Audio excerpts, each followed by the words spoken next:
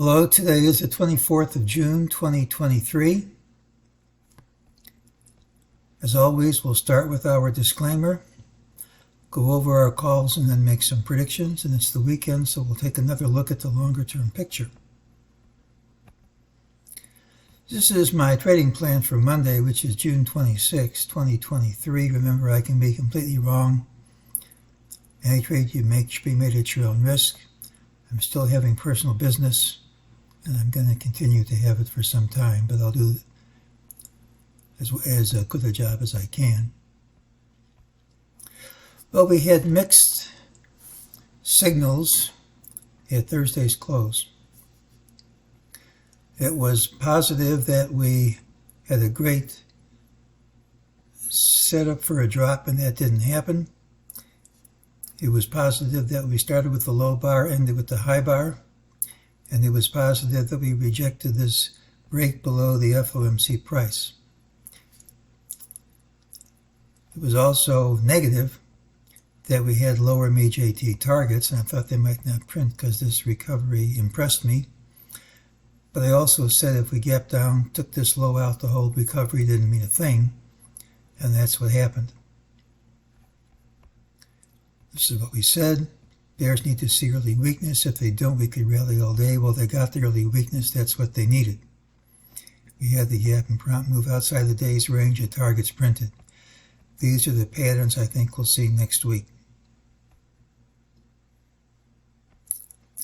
We had a new target from today's pattern, 43.6656. If we don't gap down smartly, that's what the rules say prints.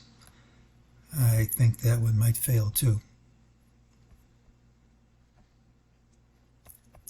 We got a signal here. It was a very weak buy signal, but it still obeyed the rules. That's not enough to satisfy it. So we have a target of overtaking this high. And if we don't gap down smartly, it's what the rules call for. But this pattern's this pattern here is pretty weak. This is normally a bullish day. I mean, this is the standard pattern. You have an early low, and when there's a gap down, the low almost always splits. So you take the midpoint of these two lows to get your standard low point. You get your standard high point, and you get your midday drop. That's the pattern. But normally this high is well over early lows and way up here someplace. And when it isn't, it leads to lower prices. And when there's early weakness like this, it leads to lower prices. Now, of course, Monday's open substitutes for today's close. So if we open up here, all this weakness goes away. And that isn't impossible. But for right now, at least, that's pretty weak and should lead to follow through on Monday, absent the gap up. We haven't looked at the monthly chart for some time. Let's do that now. We're in DeMark's bar 13 of his sequential sell signal, because the pattern started over 3 years ago. It takes quite a long time for these monthly patterns to play out. When you're at bar 13 in his pattern, it means one of several things happen. He considers the market overextended. And the commonest thing, according to his work, is you have a correction. You can have a correction in terms of price by dropping. You can have a correction in terms of time by having a consolidation. These didn't work as well in calling tops in the latest rally as they did in calling lows, but that's what it says. So one thing is you correct. The next thing is you get even more extended by having 9 bars up, obeying his rules for a 9-13-9 pattern. That's the next thing that can happen. And the last thing that can happen is it fails. And when it fails in grand style with a huge rally. And I'm still thinking that's a very likely thing to happen.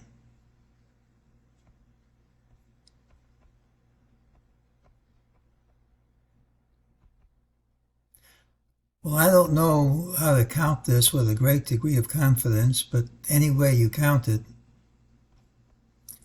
This rally is impulsive and doesn't overlap.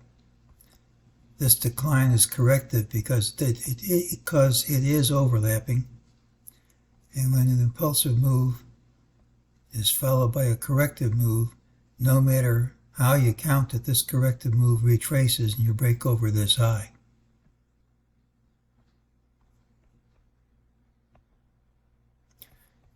None of the counts I have really are carved in stone. This one says you're in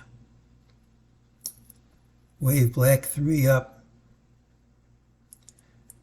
You'd like wave red 2 to correct the Fibonacci percentage of, this is black 3. You would like wave red 2 to correct the Fibonacci percentage of wave red 1, and you'd like it to end in a wave 4 of lesser degree, and that gives us someplace around 42.75. You'll see that these prices, these Fibonacci targets are quite close, within a point or two of the MEJT target, so that's where support enters in. So these are logical places to look for this corrective wave to end in a wave 3 of multiple degree to begin. Of course, the count can be wrong, but until it's invalidated, I'm going to go with it that we're in wave red 2, and when it's over, which I think will happen pretty soon, we're going to start wave red 3 of wave black 3, and that should be a doozy.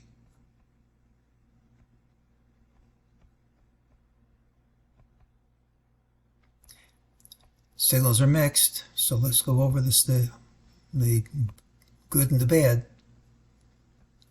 Monday's pattern has the early high. We could still gap down. It's a mixed signals. It's positive. There's a higher MEJT target unless we gap down smartly. The rules call for it to print. And in addition, we gap down, hit a lower low, and closed over intraday lows. But it's negative that Friday's normally bullish pattern was bearish instead, and the early weakness in the pattern signals with a high level of confidence that lower prices are coming before long. There's a good chance we gap at Monday's open and promptly trade outside Friday's range.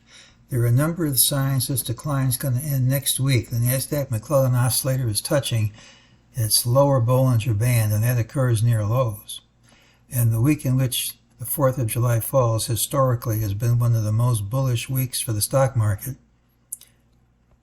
One strong possibility is that we open lower Monday, fall into the mid 4,200 by week's end, and then start a great rally in July. Now, I take things a day at a time, so that could always change, but for now, I think it's a reasonable path for the market to take. So signals are mixed. We have lower price targets, but this corrective wave has to end at sometime as I'm reading it. And I think next week, probably towards the end of the week, is a reasonable time for this drop to end. And then the 4th of July week should be higher. And I think we're going to have to take over this high at some point because the wave is corrective. And once you do that, that should add confirmation to the fact that we're in a wave 3 of multiple degree higher, which should take the market much, much higher. And that's today's call.